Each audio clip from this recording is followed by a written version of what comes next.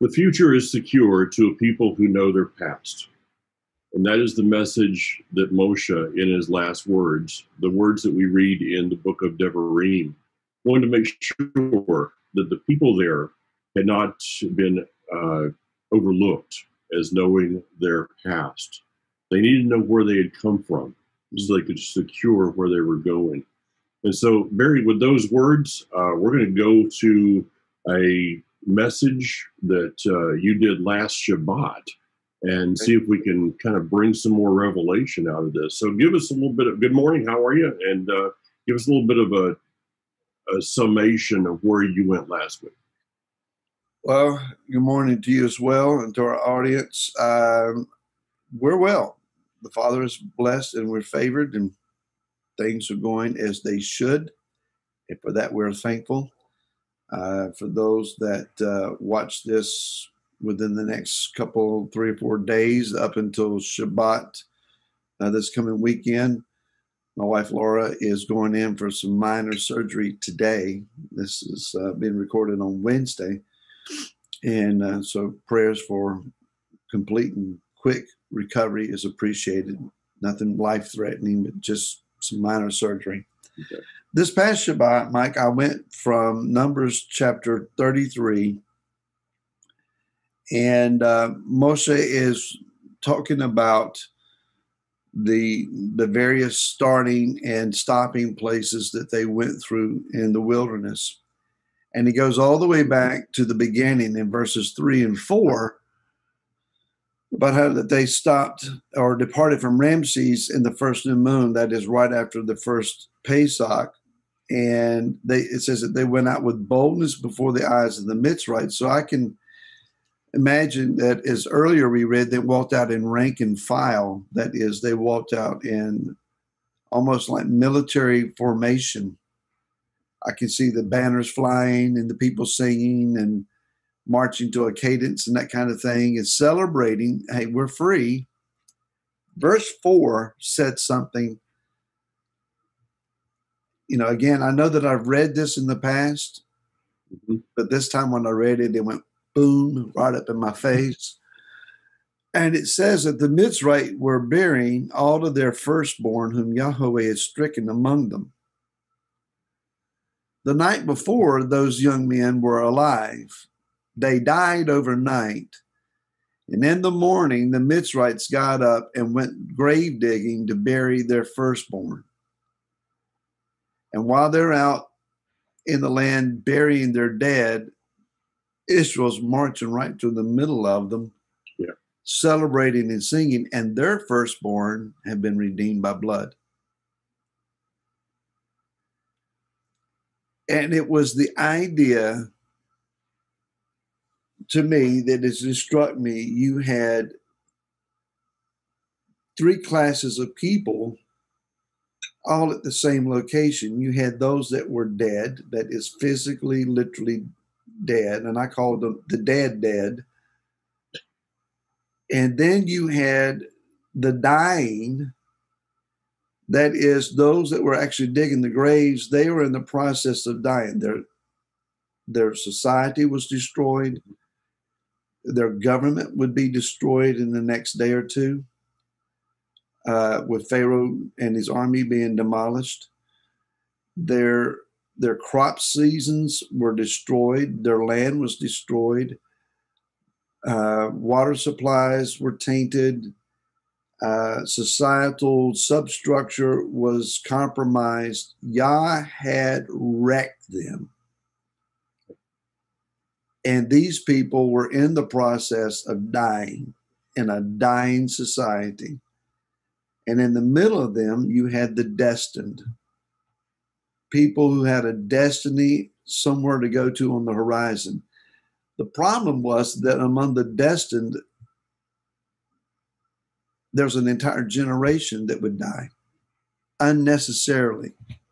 They didn't have to, but they were more familiar with and fond of the dead and the dying they left behind them than the life that was being placed in front of them.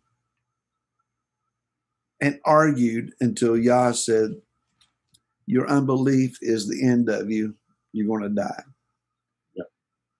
Okay, so I mean, this when we talk about this, and I have not listened to. I came back pretty exhausted from Canton this weekend, uh, but we just talked briefly about this, and all you had to do is give me the three words: the dead, the dying, and the destined. And this of course, I mean, this is one of the basics of my life. Of Psalm 126 of as Yah turned to those that were turning, He gave them a dream. We became his dreamers of people that are willing to do something in life. Um, to consider, and I love to put myself in the scripture and try to figure out what that was like. So something like this is just kind of goes along with my basic personality and desire, the way that I try to teach. The dead. You mentioned the dead. They are dead. They're not coming back to life. They're dead. But this second group of people that were dying, they were actually dead, but they didn't realize. So you have dead people that are burying dead people. Both have the same outcome. Yeah, the dead. It's like David's son when he died. David said, I can't fast and pray and bring him back. He can't come back to me, but I'll end up going to him. You had the living dead, and we're not talking about the zombies. We're talking about the living dead. Mm-hmm. That is those who purport to live. They'll tell you, I'm alive. I go to work, I eat, I sleep, I have family, I have my deeds. But their life is dead because it's not productive. They're not doing anything. They're not accomplishing anything. If you are existing, you're dead. Well, it's a matter of this, that they were dead but waiting to die. The difference between a grave and a rut is the dirt on both ends. A grave does not have the ability. You don't have the ability to get out. You're dead. A rut has a ramp still. You can still climb out of that thing. But the vast majority of people are just, and I see this in society today, the vast majority of people are already dead, but they're waiting to die because they're not going to accomplish anything in life.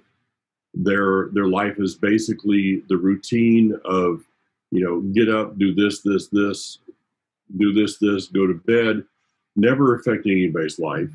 I put a thought for the day this morning that, and let's see, what was that? I can't remember exactly what it was. So I'll just go back and read it.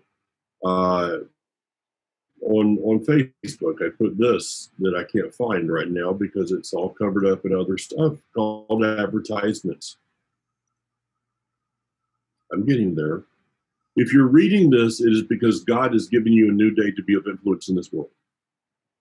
If you wake up in the morning, the Father has given each of us a choice of what to do. We can be that, if you wake up, then you're not a part of the dead.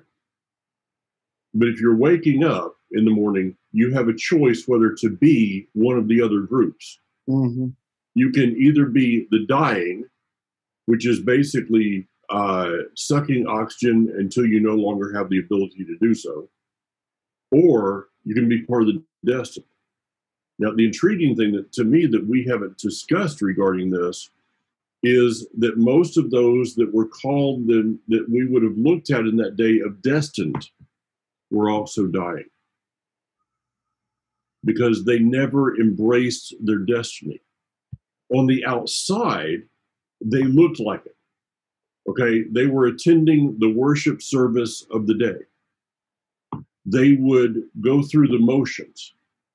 They were celebrating, as you said. They were celebrating with they've got the banners. They're flying their banners, Barry. They're flying their banners. They're shouting. They got their tambourines ready to get over, to the other side of the sea. They're ready to do the worship service. They're ready to have their teaching at Mount Sinai. But yet they would die in the wilderness because though they went through the form and motion, they never became people of true destiny. And because of that, they would find themselves also joining the dead instead of the true destiny. There was only two of them, only two that would find destiny. Out of all of them, out of everybody, there was two that would find destiny. Think about this, a couple thoughts here. One is that the ultimate straw that broke the camel's back, if you will, was the giants they saw when the men went in and were supposed to be touring the land and came back as spies. The same generation that stood at Mount Sinai and saw and heard the glory of Elohim to the magnitude they thought they were going to die. And they told Moshe, you go talk to Yah and come back and tell us what he says, because if we keep hearing his voice, it's going to kill us. It's just too set apart. That same generation heard a report about giants in the land, and they had a greater fear of giants than of the Elohim, the creator of the universe, that they saw the spectacle of and heard the voice of. They counted the giants of greater magnitude and impact than the creator.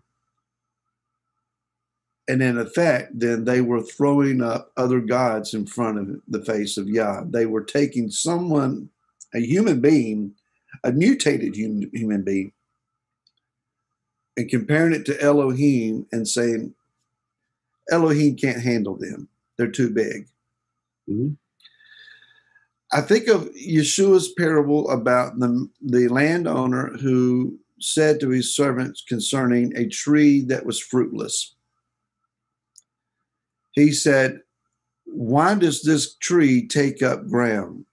If it's not going to bear fruit, cut it down. And the servant said, Master, let me dig around the roots and expose the roots and dung it and see if I can't get it to produce. And if it does, well, and if it doesn't, then we'll cut it down. Give me one more chance. Yeah. There are times that our lives are fruitless.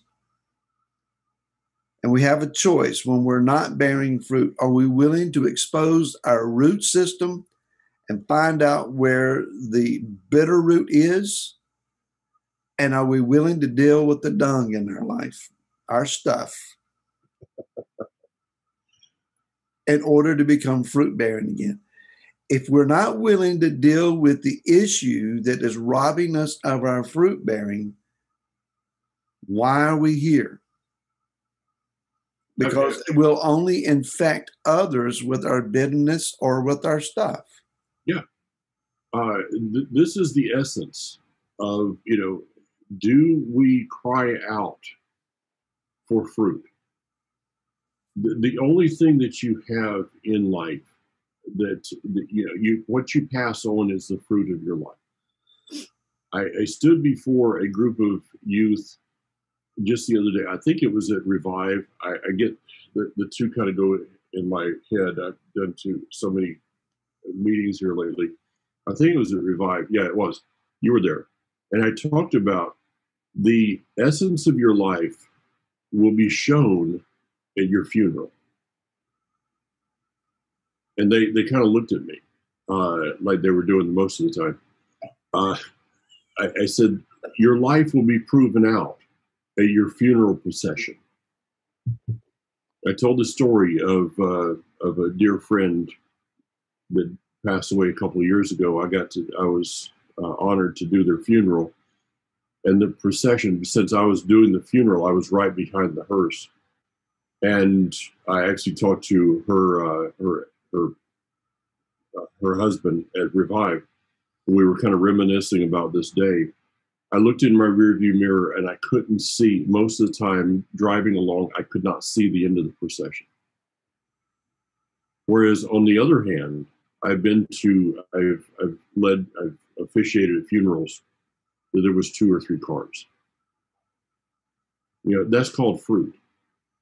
Let me go ahead and just really throw something out that I'm kind of rolling around in the back of my mind. There's so much condemnation regarding this alphabet society of LGBTQ, all these letters out there. Mm-hmm.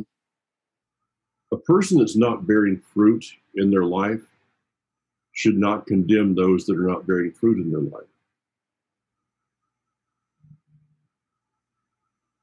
That sounds a little strange, but Okay.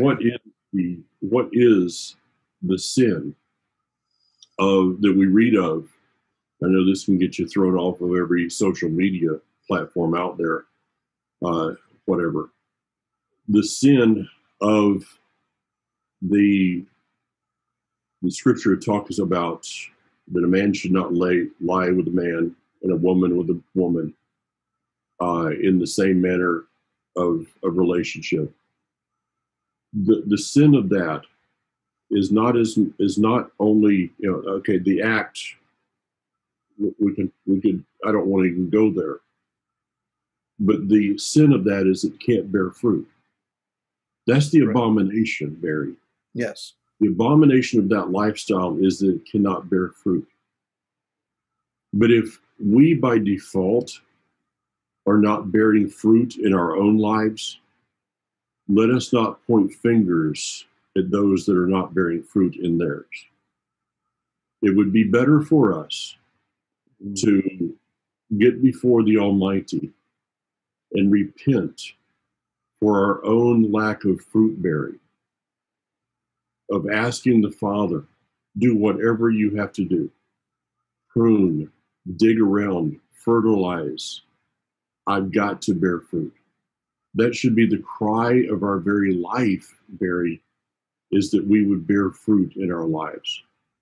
But how many people, this may sound pretty judgmental, how many people in this walk today, how many Christians sitting in churches Sunday after Sunday, Messianics sitting in congregations Shabbat after Shabbat, Jews sitting in synagogues Shabbat after Shabbat, do not have any fruit in their life that they can point to. Yeshua gave us the parable of the sower, and the seed was good. It was the soil that was the question. Yeah, his seed. I mean, there's nothing wrong with his seed. No. There's never been, his seed has never been corrupted. His seed is not GMO. His seed is not hybrid. His seed is heirloom. Yeah. The seed that goes all the way back to the throne room of the Almighty, who placed that seed upon this earth. The seed was corrupted because of Adam, but the seed was brought forth again as heirloom in Messiah. And so the seed that he plants into us, you take a hybrid seed and you plant it. It may come up and it may not. You go to the store and you get all these seeds that are hybrid this and GMO that. Here's the problem: it may not come up. But if you get an heirloom seed and put it in the right conditions, it's coming up, and it's going to produce fruit for more seed. Yeah. I remember praying like on the back deck of the house here. This would have been 2014, some number of years ago. It's longer. I can remember it very vividly, though. It's one of those occasions where you need to pray, but you don't know what you need to pray for. So I'm searching him in prayer, and I'm thinking, You brought me into a place of prayer, and I don't know what I'm supposed to be praying about. He brought me to a root of my frustration. And I was working a particular job on the side at that point where originally, when I started it 10 years earlier, it was fruit bearing. It was exciting to go to work because opportunities to share and to influence people's lives was provided for, and it was wonderful. 10 years later, I'm frustrated because nothing's happening, and it's like a dread to go to work. And I cry out to the Father, I'm tired of fruitlessness. I'm not bearing fruit. And it's one of those, well, duh responses that it just kind of left me with my mouth hanging open. But immediately I heard, sow your seed in better ground.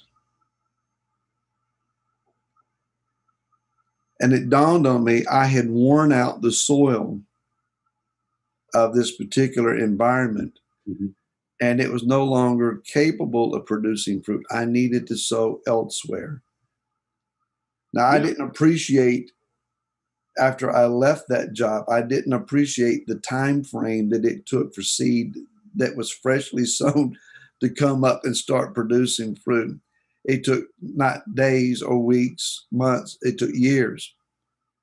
In the interim, it was tough. You know, you and I worked through those years together. It was tough. And I'm just now, over the last couple of years, beginning to see the fruit that I've been looking for. But even now, Mike, I'm crying out, I need more fruit. We need more impact. This is not enough. This is not satisfactory, which means that once the plants come up, you have to be willing to prune. You have to be willing to look at plants that are not producing and cut them off. I've got right outside my window here, I've got tomato plants that are 6 feet tall, and I've got green tomatoes on them. But I've also got a realization, I planted them in the wrong place. The sun is getting to those up front, but those in the back are starving and not producing. Next year, I know I need to plant some tall plants across the back, shorter plants across the front, and low-lying plants like squash and cucumbers and so forth that want to crawl to the ground, put them out front. I'm learning. If we're not willing to learn, if we're going to get offended because our mistakes are pointed out to us, we're going to die in the desert. Yah pointed out the mistakes to the destined that were marching through the wilderness. He said, these are your issues. You got a hard heart. You got stiff necks. You're walking in unbelief. You're focused on Mitzrayim and not on your destination, etc. And out of their offense, they blamed Moshe. They blamed Yah. They blamed the manna. They complained about the water, that it didn't taste to their satisfaction. They questioned, is Yah in the midst of us or not? And finally, Yah said, when they blasphemed their inheritance and said, we can't have it, and we've been deceived, and Yah tricked us, and he brought us out here to kill us. Yah said, well, then you're going to die out here in the wilderness then. I don't want to die short of the goal. Yeah. Until I stand in the land and Mashiach is looking at me and saying, Barry, well done, sir. Well done. Yeah. Enter in. Until I hear those words, I'm not done yet. Life is frustrating. Hey, look, every one of us that are a part of this video or watching the video, All of us, we've had those situations, and we will probably have more where life is frustrating. It seems to be fruitless. All of us have those bang our head on the wall moments, but you can't quit. And you have to be willing to deal with whatever it is that is causing the issues. Our tendency is to deal with them as simply, easily, and at the surface as we can. Sometimes, Mike, you got to deal with the root. I've had to cut off relationships that were problematic and causing upheaval. Yeah. You try to love people, you try to help them, you try to minister to them, you try to encourage them, you try to correct them, and sometimes people are just adamant they're not going to let you help them. And the Father has weeded people out. I don't like that. I would rather find a way to fix it. So would I. But it's not always, it's not always going to work. Yeah. Jobs, locations. Thankfully, I haven't had to move as many times as you have. Yeah. At least not from state to state. True. Situations come and go. It's heartbreaking sometimes. But if you want the land, if you want your inheritance, if you want what Yah has got for you, you got to stay focused. The reason that Caleb and Yehoshua went in is because they kept the right focus and they refused to quit. Okay. It comes down to that. They got their destiny because they wouldn't let go of it. Yeah. When you take the Q word out of life, then you're going to, at least you have the option to succeed in life. When you have the Q word in your life, then that's probably where you're going to go. Let's go back to the dead, the dying, and the destined. I can't help the dead. Those that have already died, I can't. There's nothing I can do. Yes, the Almighty is able to resurrect. So far, I have not been given that gift. So let's look at the dying and the destined. What's the difference? What is the difference in their attitude, in their makeup? What one thing causes a person who is dying to become a person of destiny? And the truth is that a dying person, see, as the Hebrews came out of Egypt, Mitzrayim, those that were dying and burying the dead had the ability to change their destination. They could with one basic thought in life, they could have gone from dying to destined. And that is, here's my take on this, that a destined person is willing to be an offended person.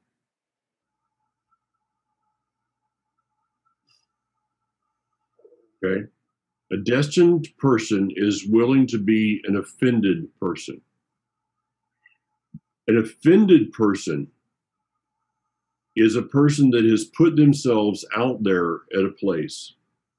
You accept that, if let's say that I come to your house and I look at your garden and you're saying to me, I don't know why I'm not getting any fruit.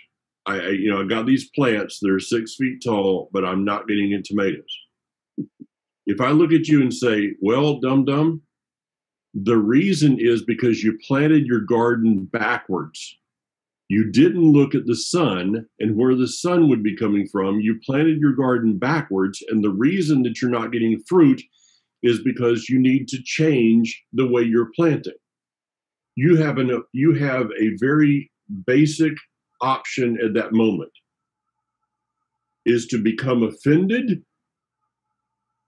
and continue in the non-fruit bearing, or to become offended and use the offense as an opportunity for growth. When a person offends you and you look at them and say, thank you, that's maturity. Yep. Yep. Yep. You sound like Eddie Chumney there. Yep. Yep. Well, I mean, you pray and you look at, again, the garden situation. What's going on here? Why are only half of my plants? I got green tomatoes and I'm waiting for them to get big and ripe, but I'm looking at that. I'm thinking half of my plants are not doing what they need to do.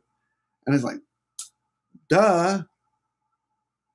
Now I can jerk plants out of the ground so you get for nothing and get all mad and start throwing stuff around. I used to have a cousin, that he'd get mad when he couldn't fix his bicycle the way he wanted to. And I remember him picking up his bicycle and throwing it off down over a hill, mad and stomping off. You know what he had to do?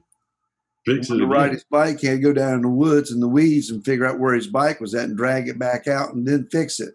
Yeah. That's getting offended and then taking that offense, and that the offense can become an obstacle, or it can become an opportunity. So if a person is easily offended, they basically need to do this: get over it. Get over your easy offended nature.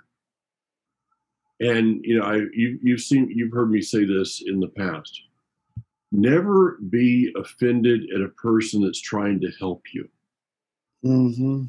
Okay, so when you feel that little offended thing, you read something, or somebody says something, and you feel that little offense, like,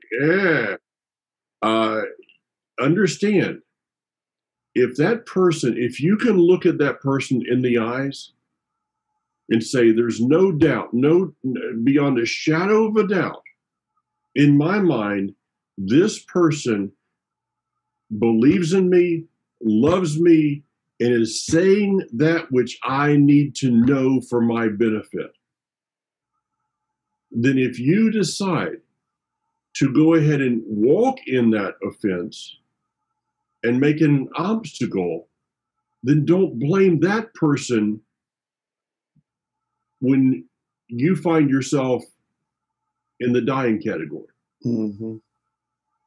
Yeshua said this: there will be people, there's people that are offended at me.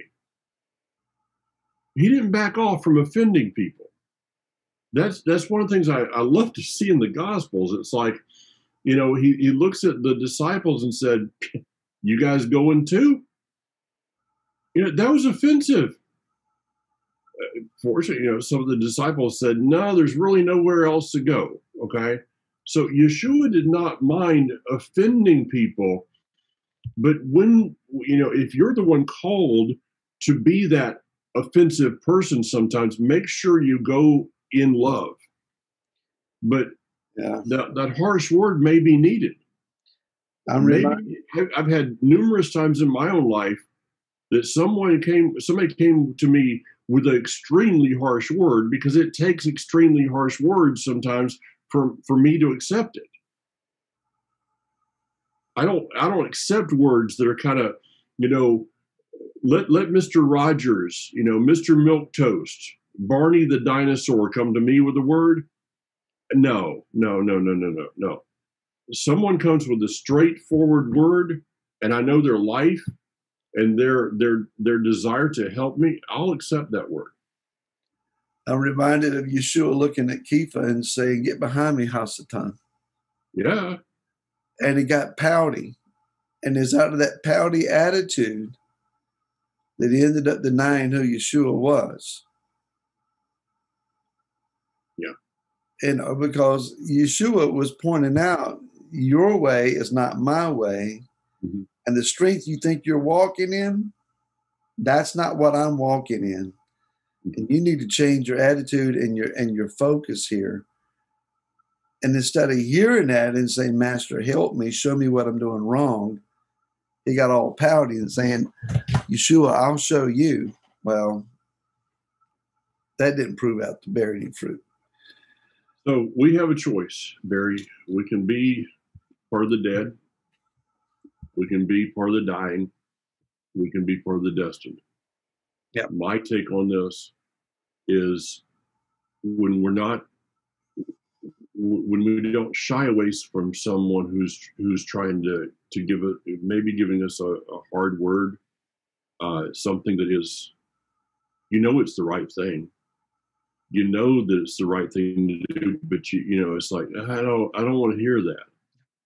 I mean, literally a person that surrounds themselves with people that are only telling them how wonderful they are is a person that will never grow. Agreed. Be a person that surrounds yourself with people that are challenging you, that are making you uncomfortable, because those people will help push you toward your destiny. Amen. All right. Well, folks, we appreciate you very much watching Foundations for Life. Please hit the like button. Share it with your friends on your social media sites. Let others know, hey, this is something you need to watch.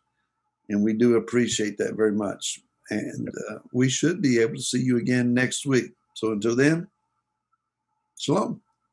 See you. Shalom.